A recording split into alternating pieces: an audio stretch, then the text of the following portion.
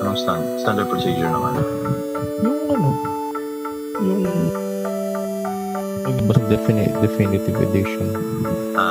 Hindi kasi na-review bomb nila Steam. Kasi nasa Steam pa rin yun. Diba? So, what happened was they review bombed it because for 6 months Borderlands 3 will be in Epic Games Store, which is 6 months. Yeah, for 6 months. So they're exclusive in Epic Games Store. And what do you call this?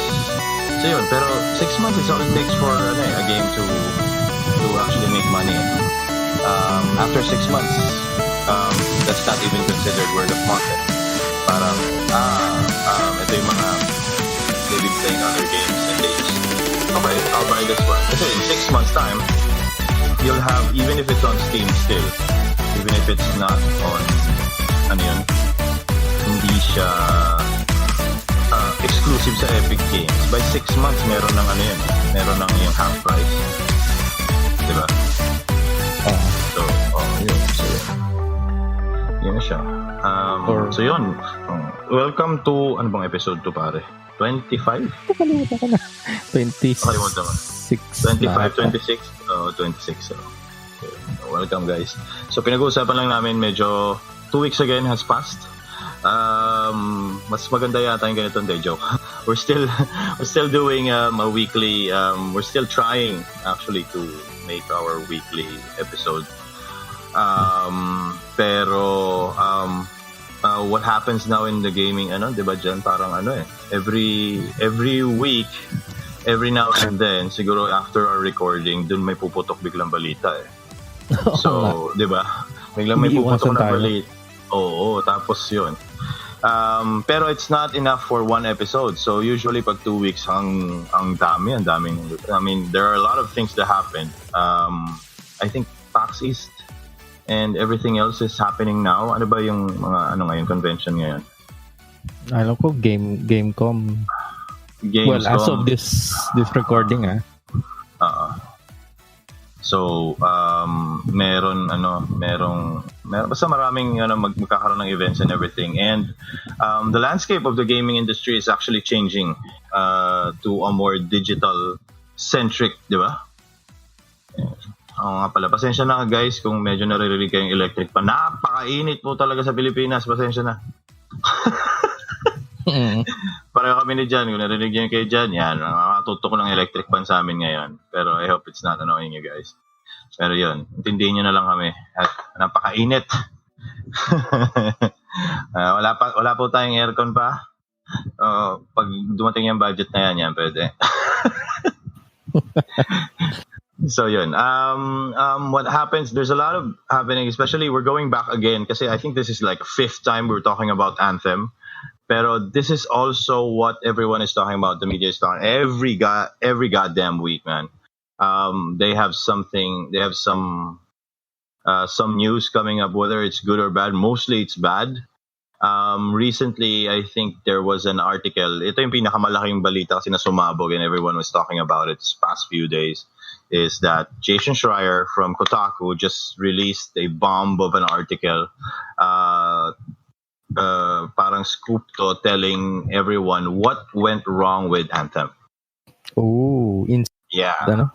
It's a long read, man. If you're gonna try to browse it right now, kung di mo pa nababasa dyan, sobrang haba ng article and it's so juicy because this is coming from devs who have left BioWare and have worked on Anthem. Some of them are still working on Anthem as we speak. Yeah. So they've spilled the beans on a lot of what the directors, what the CEOs of BioWare. They didn't include EA because surprisingly, EA in this story, in this article, is actually the good guys. Yeah, it's actually the good guys because BioWare can't get their shit together. Way back. Yeah, can't get their shit together. They don't know what to do with Anthem. They can't make their mind of what Anthem is. and it was EA that actually, you know what, you guys are nearing. You guys have been working on this game for like 4 years now. Um, since this all happened in a time where um, they just finished. Bioware just finished Dragon Age Inquisition. This was back in 2014. So they just finished Dragon Age Inquisition. They're trying to make, or some of the assets of Bioware, or most of the assets of Bioware, or yung mga devs nila, are focused on making Mass Effect Andromeda. So yun, they're about to finish Mass Effect Andromeda, and a small team was working on Anthem, and it wasn't named Anthem back then. It was named Beyond. Okay. It was named Beyond until last 2 weeks, or last week, before their E3 debut. They changed it to Anthem. Yeah. The reason why they changed it is because Beyond is gonna have some issues with licensing. I think I think there was I don't know if there was a game. Yeah, may isa pang game na parang may Beyond din eh. Oh, so it's gonna be confusing and it's gonna be hard to secure the license. So they have a backup, which is Anthem.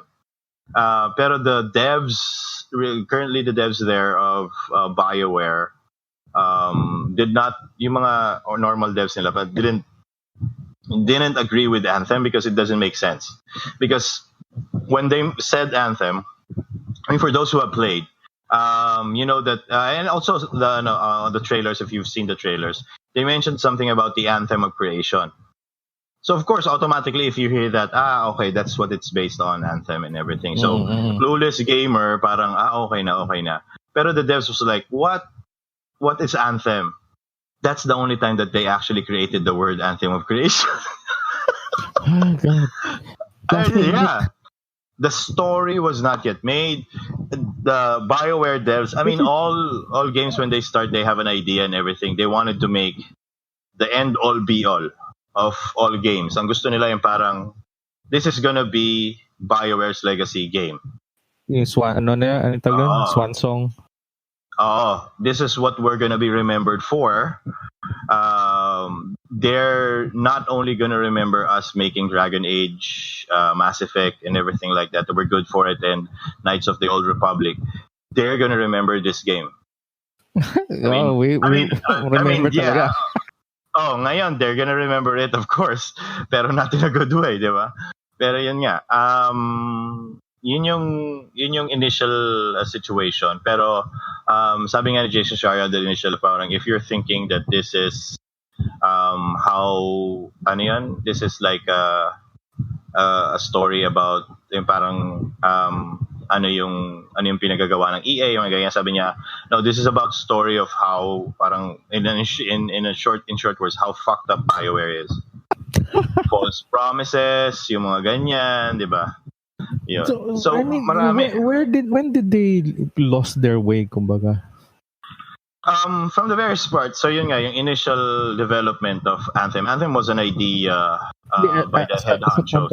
Kasi parang okay naman sila before eh. Madami sila eh. Pero ang problema kasi, I think they're blaming I think BioWare dev, some of them, the ones that they Jason Schreier interviewed, was the devs, when they were working on Dragon Age Inquisition, they wanted it to fail because of one particular. Yeah, they wanted it to fail because of one particular reason.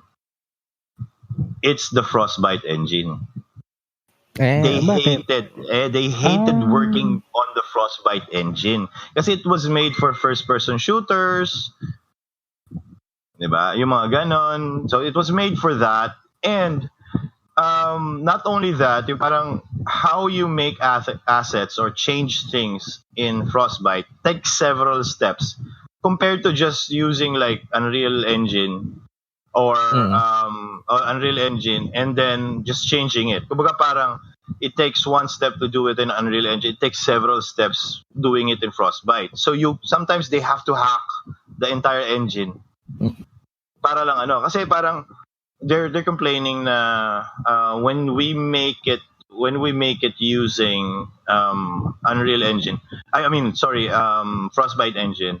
Nobody knows yung dev that actually worked on Frostbite engine. So the person nangangapa beside sila. you, the person beside you doesn't know. They has not worked on it for several years or anything like that. So this is the first time they're working on it. Ganun yung mga katabi nila. They're used to using other engines and all that. So wala kang nakikilala na matagal nang gumagamit ng Frostbite engine sa EA. Ang stressful naman na rin. Oo, sa BioWare. So naiinis sila na ginagamit yon, and they wanted Dragon Age Inquisition to fail because they know yung hirap nila kung paano nila ginawa yung game. Parang kasi puro parang puro band-aid solutions ang nangyayari pag gamit mo yung Frostbite engine. Yun ang sinasabi nila. Diba? So yun yung medyo mahaba yung article talaga, and it's so juicy, it's so full of information and everything like that about Anthem and BioWare itself. Talaga mostly BioWare. They're actually even blaming the bosses. I think I forgot his name, so I have to look it up. Pero yun nga, when umalis si itong head na to. Siya yung nag-create sa isip niya. Kasi ever since, they respected him. Research ko na nga, buisit. What's his name? Casey Hudson. Yeah. So he was the head of talagang BioWare legend talaga siya. And when he's on board, what he says goes. So BioWare is used to that na gusto namin yon kasi ganyan. Pero within the development of Anthem, he left BioWare. So he was replaced by his predecessor. So parang lumabas, napalitan siya ng council. That this council couldn't make up their minds when they meet up, ganyan. So they don't know the direction, how Anthem is gonna be. Ano ba talaga ang Anthem? How do we? Kasi up to like 4 years or 5 years, after 4 years in the development, there's still no story. It's all messed up. Walang direction talaga. It all came together in 1 year, and everyone was also mentioning na that's how usually BioWare does it. For like, let's say 6 years, for like 4 to 5 years, or close to the end to 6 years, or ganyan, kung depende, end of development. Everything is a mess, and then it all comes together by the last year or even last few months, and they're calling this the BioWare magic. Na parang so yun ang talaga nila yung cycle, so to speak. Pero the normal devs hate that idea because they at least want to go with parang since umalis si Casey Hudson, so parang sila. Parang their entire ship that is not they have no captain. So ang pumalit yung mga subordinates niya. Diba? So yun yung problema. Yun yung malaking problema nung yan. Pero Casey Hudson, probably at the end, probably 3 years in development, bumalik siya. He returned to I think EA had ganun. Pero yun nga. Right now he's still the head. He's the head again of Casey of BioWare. Tsaka the article also talks about the war between the several BioWare studios. So ang pinaka head studio is Edmonton, Canada. Okay. So yun yung pinaka head. And then there's BioWare Austin, which made like Star Wars: The Old Republic. Meron pa dun sinasabi na parang since BioWare Austin made Star Wars: The Old Republic, they've been through shit, diba? They've been through shit. They've been through a bad game, and then they turned it around at the end, diba? So they're what do you call this? They're experienced in that. Pero BioWare Edmonton didn't listen to them when it comes to Anthem. So, ang parang sinasabi pride to, no? Oo. Siguro para kasing hindi, kami yung kami yung main studio eh. 'Di ba? So, you can send in your feedback, doesn't mean we're gonna listen to it. So, it's like that. Yung parang hindi nila kinuha yung mga vital pieces na parang, ay, sila yung Star Wars The Old Republic.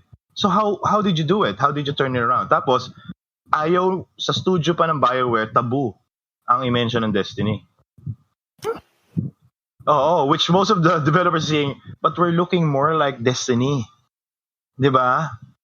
Kasi what do you call this? It was a different game back then. So what Anthem was back then, the main idea was like you're a player that would wear this suit and then would go out into the wilderness, survive as long as you can, and then go back.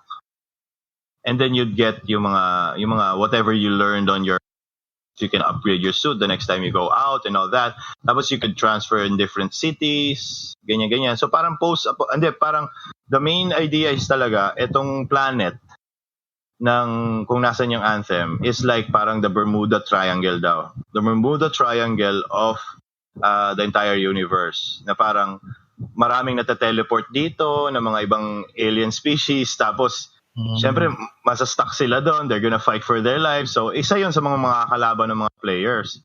Parang sari-saring a species of ganyan.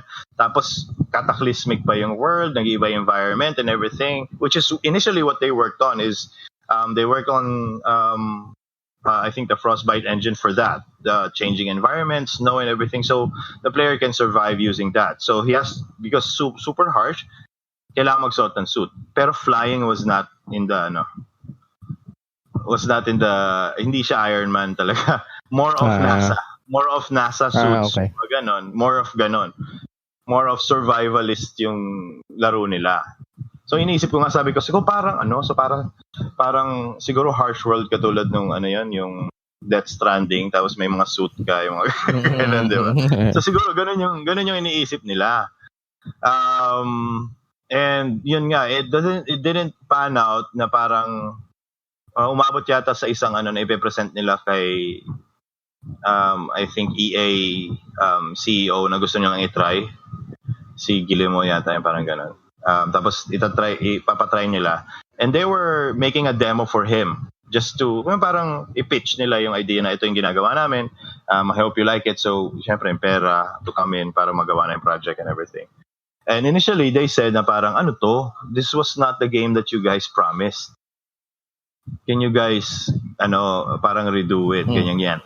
Doon nila pinasok yung iba-ibang assets. Sabi niya, since natapos na yung Mass Effect Andromeda, parang pinasok na nila yung tumulong na yung EA na parang bigyan niya yan. So, nagkaroon ng,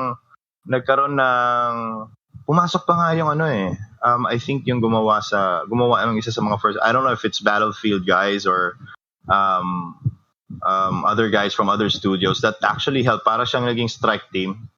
Kinuha nila yung ginadala nila doon para lang gumawa ng demo para kay boss. Ayun. Tapos naisip nila, since pumasok yung strike team ngayon, may mga bago na silang tumutulong na parang ay ikabit na lang ulit natin yung flying. So, nung nakita nila yon, parang, syempre, parang, okay to, that was awesome. Can you do it again? Can you ganyan? Yun na, natuwa na siya. Kasi may, parang Iron Man na nga, di ba? Ang problema kasi, hindi nila mag-gets yung flying. Hindi nila makuha yung mechanics ng flying. They can't get it to work. Until these guys, the strike team came in, na parang, hindi, ganito yan. Kasi mas experience sila sa Frostbite engine. Siguro. Tapos yun nga. So parang okay na. Nagawa nila and everything and ganyan. Tapos they made it. Pero until that time, hindi pa nila ma-figure out ano bang ginagawa natin. What is this gonna look like? What is the story? Kasi ang Frostbite engine is an EA product, no? Within it. Kasi nga parang, syempre parang, what do you call this? Avoid Ubisoft. ng royalties. Parang Ubisoft. If we're gonna make games, why don't we do it on our own proprietary product instead na magla-license pa tayo ng ibang kahit alam nating madali yun, bakit hindi na lang natin ayusin tong Frostbite engine? Eh, ang problema nga, wala talagang gumagawa ng gano'n. Yung parang, yung Frostbite engine works, Hindi but it designed works. for that. Ano? Oo. Parang patsi-patsi daw talaga yung Frostbite. Kaya naiinis sila. So parang ang hirap nito. Parang ang hirap na nga nang gawin ng game. Tapos gumawa ng isang game. Tapos dadagdag pa raw tong Frostbite engine. Tapos dadagdag pa tong mga problema nila sa studio. Tapos yung ganyan. Parang ang dami na pala. Sabi nga nila para daw para daw mass exodus nangyayari dun sa loob ng BioWare. Pero isa-isa. So hindi mo mahalata na parang ano nangyayari, umaalis. Pero parang isa-isa. Ang dami raw na sa stress, nagkakaroon sila ng mga stress leave, may na-hospital, may one thing sobra is, daw. Interesting yung documentary na lalabas. Abangan natin yan. Ay, naku, Diyos ko. Kung merong nag-record, kasi syempre otherwise walang kwentang documentary. Parang interview. If they got the words of like former, kaya lang syempre may gag order yung mga yan. Baka masusi sila. EA yan. Ang daming pera yung mga lawyers yan, di ba? Pero yun nga, if they can pull it off, meaning former Anthem developers and they're gonna talk against Anthem, of what their experiences are, if the direction of the story of the documentary is good enough, not to really bash, but to actually focus on how game development or bad game development really works, not really on Anthem, then I think it will work. I think pwede mangyari yun. And yeah, it's really going to be interesting if that's the case. Otherwise, it's not going to happen. They're going to talk shit about BioWare and Anthem, they're going to be sued. Di ba? Unless underground yung documentary na yun, di ba? Parang dark web lang, download lang. Pwede yun. Gusto ko yun. Kaya lang, syempre, walang credibility yun, di ba? Mamaya, puro nagpapauso lang sila ng bullshit dun para lang sensationalism Pero yun nga, I mean, tapos ang nakakatawa pa dun, parang, so when the article came out, a few hours after it came out, nag-respond na kagad si EA BioWare. Nag-respond na kagad sila na they dismissed this kind of, parang nilaglag daw yung mga boss, nilaglag daw yung mga ibang personality na parang they knew that they were working hard, they wouldn't condone such an article na parang binastos yung mga nila, yung mga key na tao nila na alam naman nila na yung parang nawalan din, naapektuhan din sa paggawa ng Anthem and everything. Yun. Yung standard statement na hindi kami agree. Di kami agree and everything. So parang, ganyan. Pero nakakatawa doon. A day after that, Casey Hudson actually addressed the entire team.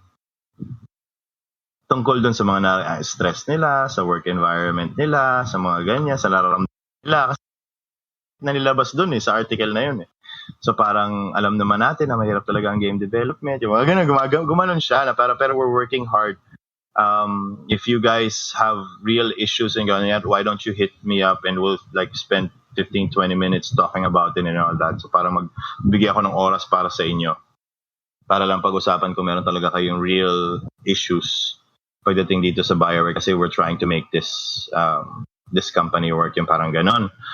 So, di syempre, nakuha na naman ni Jason Schreier kasi nirelease niya sa Kotaku na yung buong statement. So parang, huli. Di ba? Parang, alam mo pala So ngayon, yung mga past few days, puro Casey Hudson, ganyan. Yung mga top story, BioWare boss Casey Hudson says the studio's problems are real. That's 2 days ago, man. So parang, di ba? They're real problems, yung mga issue ng mga tao niya. Siyempre, kung nag-alisan na yung lahat, sino pa mag-a-apply dyan? Unless yung mga gutom na bata, di ba? Pero yun nga. Ang sad lang kasi. And right now, I think Reddit is blowing up with one particular request for Anthem. And everyone is signing up for it. It's like, we want Anthem to be re-released. Huh? They're saying, why don't you go ahead and go back to the drawing board, take a few months off, and then we'll wait for it to re-release. We're okay with it. Rather than, yung parang sabi ko nga, kasi nga, this is a game sim service. You go offline, you're not making any money. Plus they've already blown they've blown 6 years of it. Walang nangyari talaga. I think, yun lang, nakakatawa lang, gano'n. Tapos meron pa kasi may mga stories that doesn't make sense.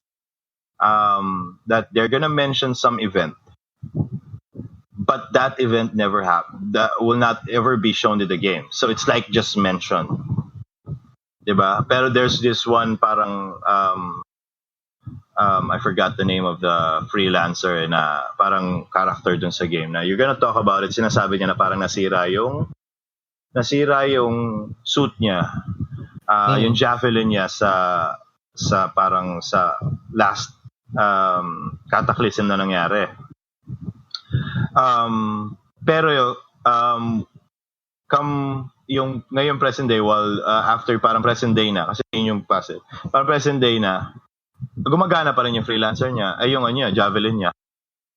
So parang it doesn't make sense, it doesn't gel. Pakala ko ba nasira? Bakit meron ka pang javelin? So parang ganon. So parang may ganon. Pero yun yung sinasabi nila, parang kasi yun yung problema pag nagmamadali. And we're still trying to piece the game. Some of the assets, we can't redo it because we don't have time anymore. They're like, sabi ko nga sa'yo, kasi parang last 24 months, they're just making, that's when Anthem is actually coming together. That they actually understand and know what Anthem is now, where it's heading, what they're actually doing. Pero imagine mo, 6 years yan. So 4 na taon, wala talaga nangyari. Gumagawa lang kayo mga assets, gumagawa lang kayo ng world, gumagawa ng game. Pero hindi nyo alam kung ano ba tong game na to. They don't have a game. They don't have anything. Yun yung sinasabi nila. They don't have anything. Kaya nga nakakatawa kasi parang this past 2 years, dyan lumabas yung alpha test.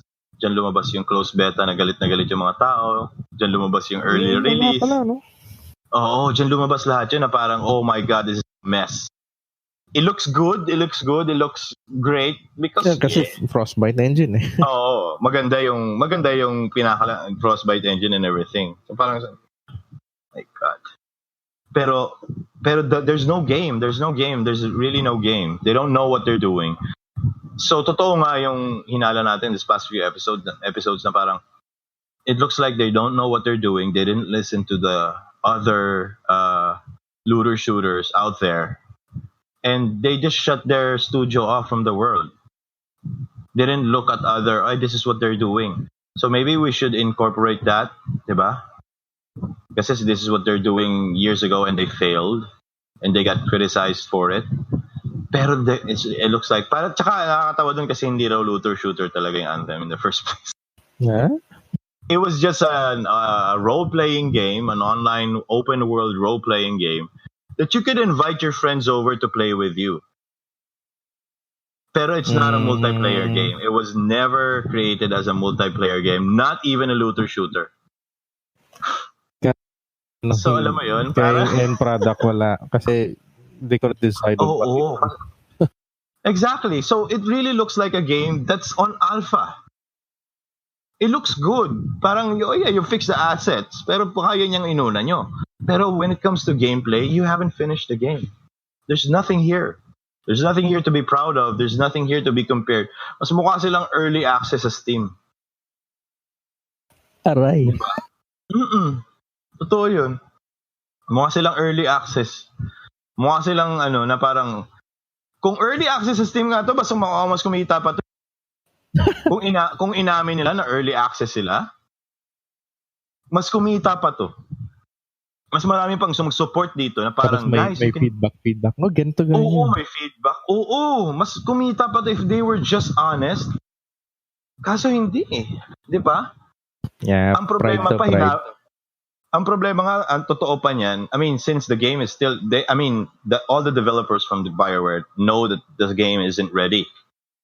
So, what they were suggesting is like, can we delay the No.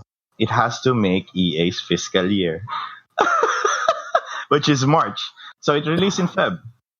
I mean, kasi yan eh. Kung kutob na ng EA na hindi maging okay, they might as well put it in that. Exactly. Para next year okay na. Yes, because at the start of the fiscal year, you have a failing game. Okay. Pero I mean, ganyan yung klaseng mentality na mali eh. You delay a game meaning you care for your work. You know it's not ready and you know it's not ready for consumption. Diba? Oh, speaking of consumption, 'di ba parang would you serve hilaw na pagkain to your guest and everything, 'di ba? Yeah. Pero Naman, tingnan boy. mo, I think in this context, diba sabi mo nga, good guy ang EA. Sabi nga natin, alam ng hilaw, tapos, pero alam din nilang mukhang walang ditong mga cooks natin eh. So, might as well wala, hindi maayos to agad. Oo nga eh, 'di 6 ba? years na yung Tapos umalis pa yung chef gastos. nyo, 'di ba? Parang head chef nyo. Oo. Umalis yung head chef nyo, tapos ang natira lang yung mga walang kwentang mga subordinates niya. Ang hirap na, no? It's when to decide to just cut your losses. Oo. Pero sinasabi nga kasi ng BioWare ng mga devs nila na parang we didn't care if Casey left. Someone please take over. No one was doing that. Yun nga yung problema. No one was doing that. Everyone was just like, guys, we're gonna talk about it. Ganyan, blah, blah, blah.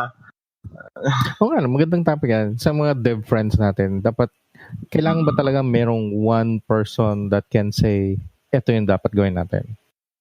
Oo naman. I mean, in my opinion, would work din? Would Would a parang consensus work? Anong context would that work? Here. I mean, you've watched Play Hard, right? Ang ganda ng right. na yun. Yeah. So you watched Play Hard. Jason, yung mga natin, hindi ata alam yun. So parang hindi ganyan nga. So Play Hard is a documentary now out on Netflix. It's about the game For Honor, how it was concepted, how it was made, and the trials and tribulations in it. So this is an example of a creative director that envisioned the game that was actually kicked out by the end. Diba? Which is true. Everybody, I mean, if people are following Ubisoft news and everything, this is true. Totoo yun. Umalis talaga si Jason before the end of the program. But everyone, before this documentary was made, I was under the conception that, he's on to another project. Meaning, creative director, the work is done. They don't need you. It's all technical now. Puro engineers na to, puro ano na to. Parang they're just making your vision come true. There's nothing to write. There's nothing to make. The story of the world is done, and that usually happens. The writer is the first. You write a game for us, and we're gonna make permutations of it. Ganyan, papalitan natin, and we're gonna have your okay. If you think this is gonna work now until from start to finish, then that's good. Okay na. Thank you very much for your work. Your service is done. You can't keep that person in, tas may kailam siya sa work. Hindi na kasi engineer na yun eh. The assets we're just gonna make your assets based on your vision. And we also have not creative director, pero yung parang in charge siya sa art direction, di ba? What art are we going in? And in-approve mo yun initially ng creative director. So parang from then on, okay na yung assets, okay na, gawin na lang namin yung assets and everything based on this particular work. We're not gonna add anything to the lore. We're done. All the monsters are done, all the ganyan. Kung ano man yung mga pinagdadagdag nila, okay na. Di na namin kailangan. So that's what happened in the documentary to him. And that usually happens pagdating sa game development. Di ba? So normal yung mga may umaalis and everything. Pero kung halimbawa katulad ka ni Casey Hudson na ikaw yung kapitan boy eh, hindi ka naman creative director lang eh. Correct. Kailangan mo magdidikta ka. Ang problema yung nagdidikta umalis. Walang pumalit. So wala rin siyang parang yan kasi sa dating work natin meron tinatawag na succession planning. Yun nga eh, 'di ba? Parang siguro ito yung succession plan na parang let's say Hindi, siguro salvo sa isang account, sa isang work niyan sa BPO, 'di ba? Parang isang account meron yang director, 'di ba? Meron yang director, meron yang operations director. So si operations director umalis, ang natira sila OM. Hindi naman pwedeng bumaba si country manager para handlein yung account. Di ba? So, ang nangyari sa kanila is, pero when that happens, even if yung parang they have like 30-day notice or whatnot, di ba? You see if you can succeed one of the managers or not, or take someone from the outside, di ba? Well, this is what happened in Anthem. They took someone from the outside, pero it was like yun. Doon siya nagkaroon ng na parang 3 years in the making na. So for 2 years making Anthem, wala talaga sila. They were just all OMs, operations manager lang sila lahat. And they were trying to agree, but the problem is they have each of them have their vision of the game. So they would go into a meeting, one would suggest yan, pero nothing would be agreed on. Instead, meron pang bagong idea. What if we did it this way? So tapos na yung meeting, uuwi sila na parang walang na-accomplish doon. At may bagong issue ngayon. Mm-hmm. So ganun sila magano. Oh, probably they're all good guys. They don't want to step on each other's toes. Pero I mean, man, come on. Diba? You're making a game here that costs millions of dollars. And what do you have? Diba? Parang what do you have? Ano ngayon? Wala. Diba? So, wala naman issue. Yun lang ang inaano ko na parang kaya gusto kong pag-usapan yung game development today kasi nga parang yan yung state of the game ngayon eh. Yan ang state of the game ngayon. Tungkol sa mga game development companies. The reason being is why I wanted to, because we're not just going to talk about BioWare here. We're also going to talk about other devs because there's another rumor that came out. So beforehand, yung may reaction dun sa article ni ano. Sinabi nilang I think sa Twitter, may sinabi yung isang game development head din. So parang, change the name BioWare to My Studio. It's the same story. No. So parang, tapos ngayon naman, may lumitaw na bagong eto yung Borderlands issue.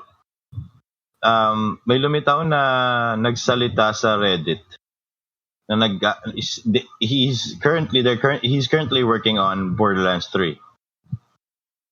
And this time the captain is the bad guy. Oh. Yeah, this time the captain is the bad guy. There's no article, but there's an entire post about it, about this one person. And he's saying Borderlands 3 will be bad. Because everything that the people love with Borderlands 1 and 2 and the other yung mga prequels and everything is not in Borderlands 3. So yun yung malaking issue. So they didn't want it to be pushed online and also on Epic Games. The head guy just wants to make money. Huh? Yun yung sinasabi. Ayaw nila mag-push. Gusto nila parang online katulad lang. They don't want it to be fully online, a looter shooter. But I think this is what the direction is going. Yeah. So, let me search for it. So anyway, hindi ko siya makita. Anyway, if you guys heard about that rumor that someone actually leaked the issues behind Borderlands 3 development, hit us up on the comments below. So yun. Anyway, yun yung nileak niya na parang may issue and everything. Yun yung medyo pa problema nga yun. Gearbox, di ba Gearbox sila? So yun.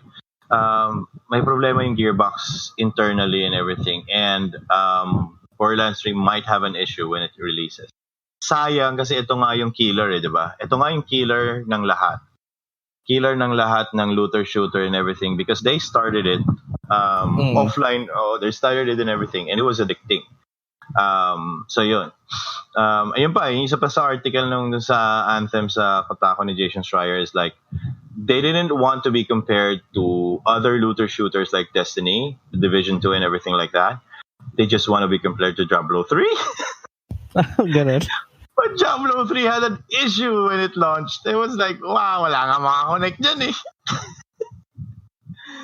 So yun, isa pa sa naging issue doon is parang, di ba yung naging issue sa Anthem is like, there was this long load times. They had you're just going to one particular menu and you had to load. And when it was just a click of a button. Ang isa sa mga issues kaya hindi na-address yung mga ganong kaliliit na issues is because the BioWare had an issue. BioWare had a thinking that, dude, this is a games and service game. So we'll fix it later. Exactly. So we'll fix this later. This will not be fixed now. Let's just launch now. Kayo.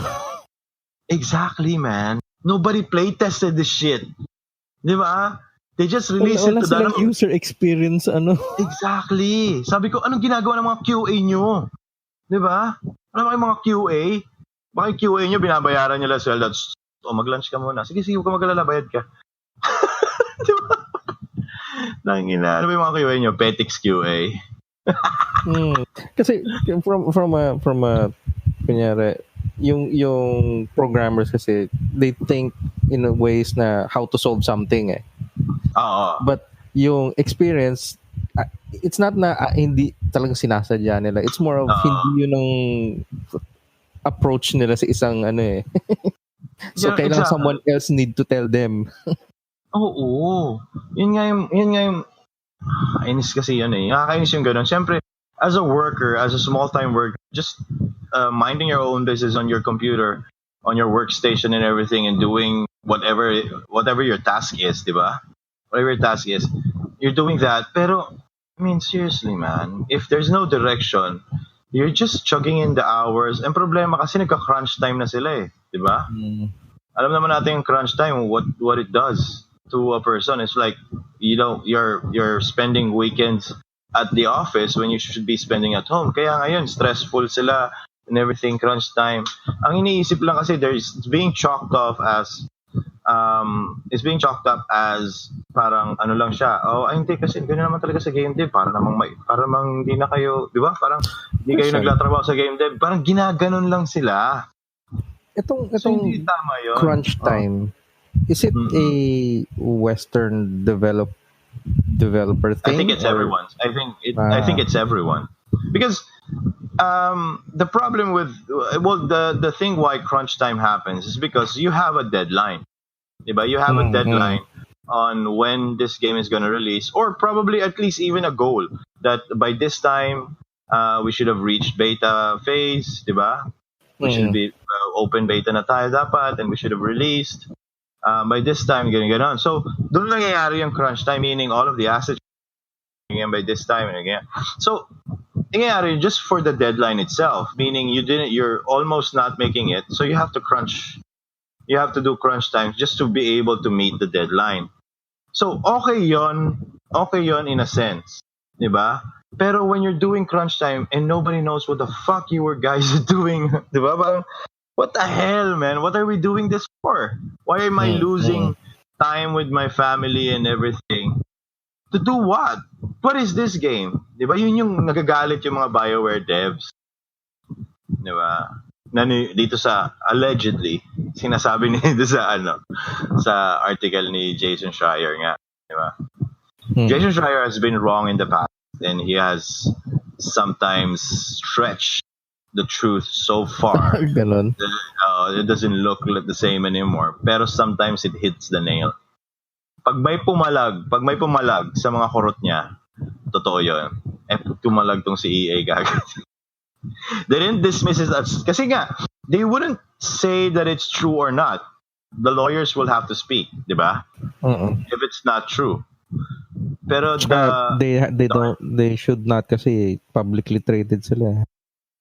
Yeah, I understand that. Pero if it was really a parang a target against the particular studio of a company, and it was like so malicious, then syempre sinisiraan kayo in public domain eh. Diba? So liable yun. Wala namang katotohanan yung sabi mo, saan mo nakuha yung mga mo, diba? But the problem is, the reason why they just sent a response to it, and the lawyers did not talk at all, is because there's no case. Diba? There's no case, meaning the article was carefully crafted and in a journalistic way that we're just reporting what your former people are talking about, how your environment works and how certain people are. So yun yung malaking issue. Yun yung malaking issue na kailangan nilang i-address. Diba? And these are particularly opinions of the sources that Jason Schreier has. Hindi ito yung parang, ito na talaga yung nangyayari. Diba? And magaling nga kasi ng journalist to eh. Investigative journalist siya eh. So, magaling siya mag-craft ng words. Hindi niya pwedeng magsabi ng truth. Making it say as absolute truth, diba? You have to leave some room for for speculation or anything like that para mas maganda yung story. Diba? Hayaan mo yung reader mag-jump to the conclusion kung ano man yung interpretation nun. Pero writing. Nandun ka lang para mag-report ng mga sinasabi. Pakita lang ito yung mga narinig tapos not saying kung ano yung conclusion pero leading to something yung reader na mag-conclude. Kasi yung ending niya doon sa article is just like maraming nagsasabi na parang half-baked yung ganyan pero baka nga totoo yung sinasabi. Yun lang yung parang ending niya eh. So parang di ba? Ang haba pa rin ng article. So it's probably the longest article online that I've read about any story. So it's like, oh my God. Pero ang juicy lahat. I mean, you won't get bored and anything like that. And you're mostly saying, what the hell, guys? You guys made Dragon Age. Where are those guys now? You guys put so much heart on Dragon Age, yung Origins, Pero I'm saying like parang ang ganda-ganda ng game na yun. What happened to this game? Parang hindi nyo alam ginagawa nyo. Ang sinasabi nga ng isang meron pa yung initial writer nila for the anthem. And this guy was like the true blue BioWare writer. They usually hire these guys to make games for traditional RPGs and everything like that. So he was trying to make a story the way most gamers understand how a story RPG was meant to be made. And traditional siya, so may mga same elements, yung mga ganyan-ganyan. Hindi naman siya boring and everything, pero at least yung gamer alam nila kung saan pupunta yung story. Umangal yung ibang developer sa kanya na parang, hindi namin gusto yan. Umalis siya, pero walang pumalit sa kanya. So the story was like all a mess and everything like that. Parang di gawin mo muna natin, let's make the story later, let's add it on. Pangit. Kasi nga, siya kasi traditional siya, so parang lalabas siya parang on rails yung Oo, ayaw nga nila ng ganun na be associated anymore with Dragon Age. This game should not be compared to Dragon Age in any way. It shouldn't be, it's Dragon Age in space. Not that it's bad, but it doesn't fit the new direction that they're going to for. Oo nga, they're trying to risk it all on this game. They're trying something new. Diba? Pero everyone, even siguro yung mga devs na umaangal ngayon, they were part of that group that were saying, no, we want to do something new. We don't want to do another like Dragon Age in space. We don't want to do that. So, yun yung naging problema naman. Why? Because you guys don't know what you want. Ibig sabihin, when they tried that exact path or journey, they immediately regretted, oh my God, what the parang lang yung they went just for the sake of going in a different direction, not really na meron silang story. They actually shot themselves in the foot. The entire BioWare team, even those small guys, even those big guys, because you guys supported it, diba? You guys made this happen. So there's nothing to blame but you guys. You can't point. Tama rin in a way yung EA in BioWare that you can't point their fingers to like kasi yung council na nung umalis si Casey Hudson, siya yung yung mga pamalit hindi nila alam yun. Hindi, kayo rin eh. You guys should speak up, di ba? Someone who should step up now. Oo nga. Can we guys decide on that? The problem kasi parang lumabas kasi sa article ni Jason Schreier, these are disgruntled employees. And what would you expect from disgruntled employees? All negative statements. Alam na natin yan kahit sa BPO eh. Tanungin mo kung sino yung mga nag-resign. Tanungin mo kung gaano kaganda yung kumpanya nila dati. Di ba? Kung ano yung company pinag-resign na nila, tanungin mo sila, ano masasabi mo sa kabila? Ay, puro negative yan. Di ba? They're gonna speak negatively about a company and you're gonna get details from a person about the said company that is so surprising. But that's coming from a negative point of view. You have to also get an objective point of view. So yun lang yung parang complaint ko dun sa article niya. No? It's so juicy because it's nice to hear negative from company that you hate. Not BioWare, pero kasi of course you're surprised to hear it from BioWare, di ba? Pero yun nga. It's just funny, it's just juicy and everything. But to say that it's actually a right way of actually writing an article, sure, you can craft it perfectly in a journalistic way that you won't offend any party. But the thing is, you have to also tell the other side. You can't just say na they didn't comment on this. Of course they won't comment. You're di ba parang ambush interview yun eh. Meron kami mga information about this, ganyan. What did you say about it? No, yan yung normal journalistic way. Pero if they don't comment, you have to get another a source. Why don't you get another studio from another AAA company? Is this what's happening in the market right now? Di ba?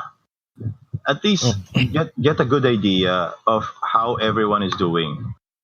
Baka naman pare-pareho lang yan, hindi lang BioWare na experience niya. Di ba? Question. Dahil nga nangyari na to, you think permanently damaged na yung pangalan ng BioWare? Well, they have Dragon Age 4 to actually make up for it. Pero it also said that Dragon Age was actually being built while Anthem was parang sila yung naging, di ba, when I told you parang they were making Mass Effect Andromeda, and a small team was like envisioning Anthem, di ba? So this is the same thing is happening right now with Dragon Age. A small team was envisioning Dragon Age, the new Dragon Age, for while Anthem was actually being made. But that particular the time spent on envisioning that was scrapped. They have to redo Dragon Age 4. Kaya yung isang team na gumagawa ng assets for the earlier Dragon Age 4 that was being envisioned, nung in-scrap yung project na yon, they were free. So they joined the Anthem team sa BioWare. So they helped out to actually make the launch before March 2019, which is the end of the fiscal year. So meaning no one is working on Dragon Age 4? No, right now, because Anthem is already done.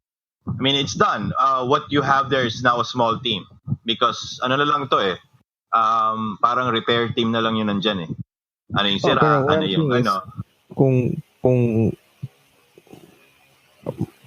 nasaktan na yung mga egos nitong mga dev, Malay mo baka. Pero I think they're just rebooting. They just rebooted the entire franchise. So I won't expect, even if they try to use the assets that they already built for Dragon Age 4.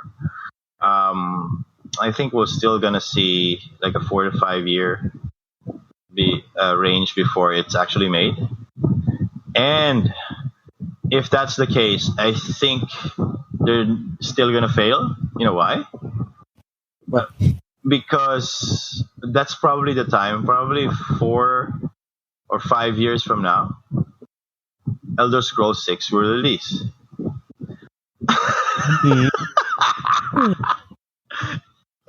Wala, pare. So they're doomed. Di ba? They're doomed. Pero, I mean, that's EA. They're still gonna support their baby studio, which is, di ba, BioWare. Di ba? Feeling ko So, may yun yun. ano to, reorganize to. Hindi ang ayoko lang kasi niyan because nagkakakalasa ng studio recently sa mga AAA publishers, di ba? Yung Activision, di ba? Nagwawasak sila ng studio eh. Yung EA recently nagwasak sila ng studio. Yung studio na yun dedicated. That studio was currently making a new Star Wars game. A new Star Wars RPG single player game. I think that's a different issue doon. It's more of Disney Hindi, I don't think I think they still have the rights. I think because there's still a new one eh. There's still a new Star Wars game being developed. 21? Ano yun? Hindi, matagal na yun. Matagal nang scrapped yun. Yung assets ginamit na sa iba. Wala na yun. Sabi nga nila yung assets doon ginamit sa Mass Effect Andromeda. Kaya daw nag-fail. Pero I don't know, man. Pero wala na yun. Wala na yung kinalimutan na yun. Ano ba yun? 13 ba yung sinasabi mo? Oh, yeah, yun. 21. But 21 na nasave ko. Yeah, they already scrapped that idea. That's long gone. Kumbaga parang that's as long gone as Project Titan from Blizzard. So, ganun siya kawala na talaga. Wala na. Lahat yun. Nakalimutan na nila yun. Tinapon na nila sa basurahan. Ng assets na kasi hindi na magagamit. Pero, yun nga yung ganun nga yung sitwasyon ngayon ng BioWare. So parang yung BioWare, parang yung mundo natin, we know all, di ba, effed up when it comes to what do you call this, climate change and everything. But we're still rowing the boat. We're still, let's go beyond, di ba? Gonna die anyway. We're gonna fuck up the planet each way, di ba? We're not gonna change. So, parang ganyan yung BioWare ngayon. They know they don't have an escape even from the future because there are smaller studios that can create better stuff than them. Alam mo, feeling ko may reorganization, tapos it-trim down nila yung May say ang EA dyan, di ba? Ang masakit dyan pag nawala yung Austin. Pag nawala yung BioWare Austin. Maybe Austin will spin off to a different name na studio. Siguro. Ay hindi, kung pumayag yung mga kung pumayag silang lumipat ng ibang studio. Siyempre yung iba parang, hindi na. Hindi ba, yung unit na yun becomes a different, independent unit na. Yeah, but still they have contracts with the name BioWare Austin in it. So if they dissolve BioWare Austin, your contract is also dissolved because you don't have any with. Even if you change the name, diba? Parang, hindi na ka BioWare eh. Iba na to eh, diba? Diba? So, yun pa, diba? I mean, it's the same thing eh. You have to even sign waivers, even with the BPO that happened, yung parang converges in, diba? Converges in, tawag yan pa? Concentrics ba yan? So, I mean, I think there's some waivers that were signed that you now have a change of company, or you can't just have a memo, diba? Because it no longer exists or anything. There's a memo out there, diba? That you can protest to, that you don't want to belong to. You can resign. We'll give you everything that you need. Good luck with your venture. Good luck with your future endeavors. Sige, ganun lang yun. They would have that and people would leave. Oh my God. BioWare Austin, creator of Star Wars The Old Republic, baka kunin ng kung sinong baka kunin ng mga yung mga pay to win MMORPG yan kasi maganda yung gawa nila, di ba? Yung mga my.com, kunin ng my.com yan. Gawa ka tayo ng game. Gagawin nyo lang to, kami na bahala sa marketing. Pay to win. Nation MMO and all that. So yun lang yun. I mean, that's I think the finality of everything that's that's going on with all these talks, particularly nung lumabas tong article kay Jason Schreier, because there's this the article had a huge impact on the gaming community, particularly the development community. It's like now they want to start unionizing the devs, because of the crunch time, because of the hours and everything, diba? It's not right for our health, and then they now want to unionize it. And siguro kung mauuna yan sa UK. Malakas mag-unionize ang UK. Pagdating sa diba, remember how Star Wars was made? The New Hope. Diba? They couldn't even finish everything. Why? Because it's already 5. No, we can't extend. We can't build this shit. Diba? Why? Because it's already 5, man. We have to go home. So, they didn't care about the movie nung time na yun. Oo nga, diba? Siguro if they did, diba? Pero no. I mean, it's the same for game development, diba? You're trying to make a movie and everything. You're just one of the small time production ganyan assistants there. You don't know if the movie will be a big hit regardless of who the stars are, diba? Because that's Hollywood, diba? You all see them daily. Meron kang stars ganyan. Parang in gaming industry, there's 1 game, there's 2 games, there's 1,000 games releasing every month and all of it. The thing is, how many of those are AAA, diba? How many of those are even AAA worthy? Even if it's made by an indie studio, is it AAA quality? Yung ganyan, di ba? So, yun pa yun. Yun pa yung question. So yun lang. I mean, that's basically our episode right now. Because ikaw, I mean, if I ask, are you in favor of these guys getting unionized? Okay naman. It's more it's not about the game development naman. It's more about employment. Yung health quality of life ika nga sa game. Correct. Quality of life features, di ba? Yung mga quality of life features. Wala silang quality of life features. Meron lang sila grinding. Pero yung loot nila hindi maganda. Definitely magiging malaking effect sa development time ng I don't know. Maybe it would work out. Ay, oo. I mean, I agree with that because the more you crunch hours, the shorter the time you can release these games, di ba? Pero the thing is it even humane enough to actually do that to a person, di ba? Hindi na umuwi yung tao, di ba? Spending 18 hours and everything. O kaya natutulog na lang sa office. I mean, pag ginagawa nila yun, you know that these guys love their work. But, I mean, do you want them to start hating what they do? Diba? Yeah, it's more of mangyayari nito parang kailangan they have to restructure how games are created na. Correct. I mean, kasi it's better to start now, the unionizing, the creating of rules around it, taking care of your employees and everything, because you don't want to reach NFL stage where you're making tons of money. The publishers are making a bunch of money like in the NFL, but your players are dying young. Why? Because they have brain hemorrhages from concussions, di ba?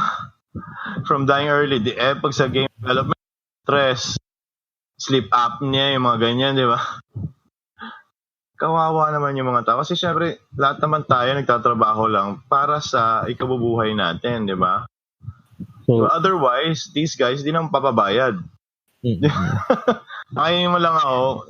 Gusto ko yung ginagawa ko, pakainin mo lang ako. So, yung style ng early access, early development, parang...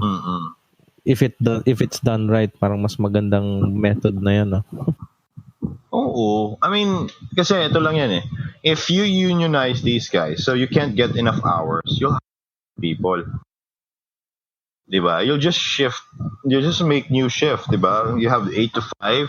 This guy can't continue anymore because of the union. All right, we got 5 to who wants to work at that period of time, but we can't do overtimes. Diba? We can't do overtimes anymore. Yun yung mga mandatory OT, tigil nyo. Wala, kasi yun yung crunch time, mandatory OT. Diba? 18 hours. 18 hours kayo ngayon. Ang ina, 18 hours. Ilan oras ang tulog ko, te? Di ba pwedeng 16 man lang? Makatulog man lang ng 8 hours. Dito na ako, hindi na ako uwi. Di ba? Matulog na ako 4 na oras, 3 oras, makakain man lang dyan. Diba? I'm sure magaganda naman yung workplace nila, diba? May mga shower rooms. Diba? May sleeping quarters na amoy pa. Di joke lang. So yun, I mean, that's it. I think, ikaw, do you have any news currently? We're gonna do a new episode, right? After this. Kung makasagot we'll tayo see. magkita.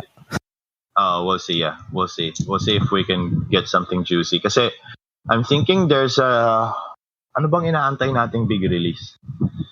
Announcement lang naman ng Borderlands 3. I think it's September na yata. I think they already announced it. September. Yeah, it's gonna release in September. There's some news that came out for Elder Scrolls 6, but it's still a long way off because there's another game in space, yung sci-fi something ng Bethesda. Diba? And these guys diba, are also again in the hot water because of the same game, Fallout 76. They just monetized non-cosmetics, man. They made it pay to win. Huh? Yeah, I know. I don't know who is in charge, who is contracted behind the money for Fallout 76, but these guys want to get their money back while they're doing this. I don't think it's Bethesda anymore. I think it's like someone inside that actually made a wrong decision about funding this game too much, and they're not getting ROI, diba? Return of investment. So they're doing all this stuff. But the thing is, it just got. I mean, the players have just parang just accepted how bad the game is. That tried to fix it and everything. So nandun na nga sila eh. Pero tas dumating tong ganyan, galit na galit daw lahat ng players. So, parang, oh God, what are you doing? So yun. On a lighter note, on a good news, Division 2 is actually doing great. It's getting great reviews all through. So if you guys haven't bought it, if you're thinking of buying the Division 2, tingin nyo parang ay naku, looter shooter, Anthem, pangit yung Destiny and everything, pangit din yung The Division. So parang ay wala na, hindi ako bili ng Division 2. Hindi, bilhin nyo. I'm telling you, it's a good buy. It's actually double the value of what you're paying for it. There's so much content. There's so much things to do. That even right now, I'm in the end game.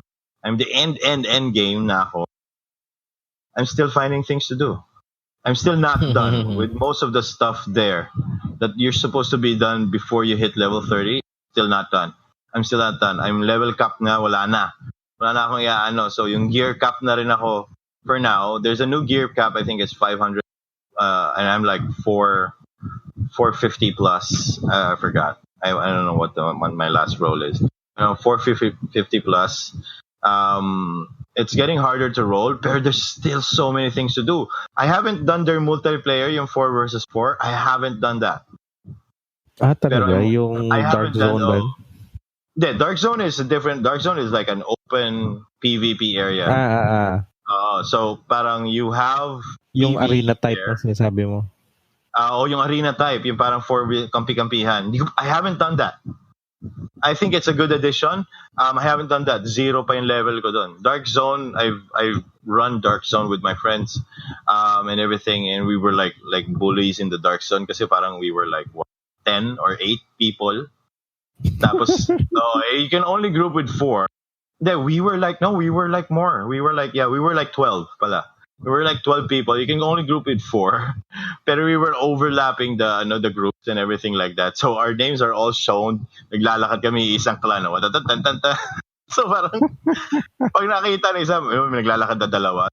Share sa amin ng space. Kasi I think we called a helicopter to actually kasi you have to decontaminate your items when you get items from the Dark Zone. So you have to decontaminate them. You have to airlift them to a helicopter to be able. And that's the tense period sa Dark Zone. Parang you have to wait like 60 seconds, I think, for the chopper to come, or 30 seconds, depending on how many people are there.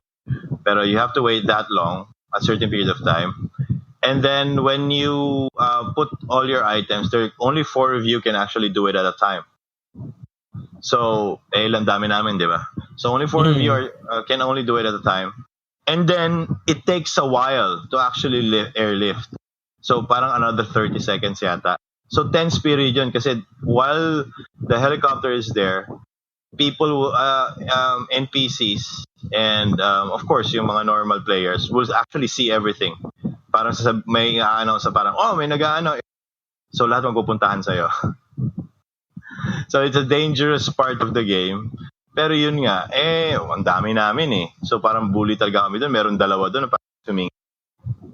Tapos alam mo yung talk namin, babarilin ba namin o hindi? Babarilin ba natin o hindi? Babarilin ba? Yun lang yun eh. Are we gonna shoot them? Kasi alam mo na pag, parang, pirana 12 kami. Dalawa lang sila eh. So parang pirana, isang bullet lang yung inaantay. Isang bullet lang inaantay. Pag may mag-pierce sa kanilang ganun. It's like, parang 500 rounds kagad in a few seconds. So, ganun yung mangyayari sa kanya. Well, yun nga. Yung parang, yun yung game na yun eh. Pero, I did that for a few times lang. Kasi I'm not really into PvP yet. There's so much to do PvE, man. So much to do. After I hit yung parang level cap nila, yung parang 450 and everything, para sa okay, I think I'm gonna play around. So yung Dark Zone, it was like, bakit ka naka 5? Bakit ka 455? Bakit ka 457? Where are you getting the gear? Sabi sa Dark Zone ba? Hindi. I'm doing yung parang challenging missions. So I forgot that part na, I have to do the missions all over again, but now with higher difficulty. So you can get more loot. So parang kalimutan ko, tanga, bakit ba ako sumasama sa inyo? Sabi ko, bakit ba ako naglalaro-laro? Marami pa pala akong trabaho. So yun, I'm doing that right now. Pero I think tier 5, kasi ngayon tier 4 eh. I'm at tier 4. Tier 5 just dropped and I just finished tier 5. So I'm now at tier 5 world. And I'm getting higher tier loot. So that's what everyone is actually doing right now. The others are still leveling up. So for those guys who are playing, you guys know what I mean. For those who haven't played the Division 2, if you played the Division 1, you think it sucked, tumigil kayo, WBM kasi parang ang pangit talaga. The Division 2 is the same almost gameplay, but different na yung approach niya. So whatever that means, you guys have to buy the game.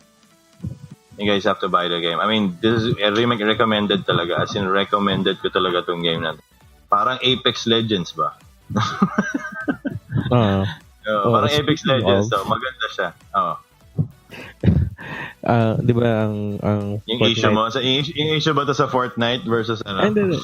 Yung Fortnite meron ng ping system, di ba? I saw na magkakaroon na rin sila ng yung respawn. I think it was leaked last month. That these trucks that were there, nobody know what they were for, pero they had a platform on top that had parang icon of the generic male or female Fortnite character. And they already speculated na they're adding respawns. And I think they just confirmed it, diba, that they're adding respawns. Yeah, I told you. We reviewed it on Puro Laro and everything. If you guys haven't read it, we have Apex Legends there.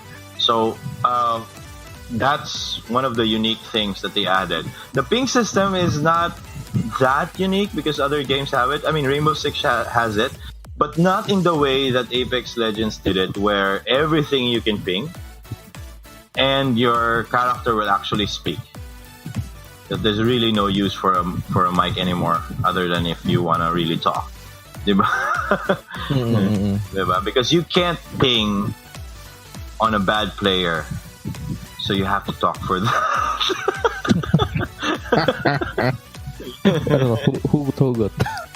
Di ba? Hindi ka pwedeng magpiping na you're a bad player, you're suck, di ba? Walang ganun ping eh. So, ito sabihin mo, di ba?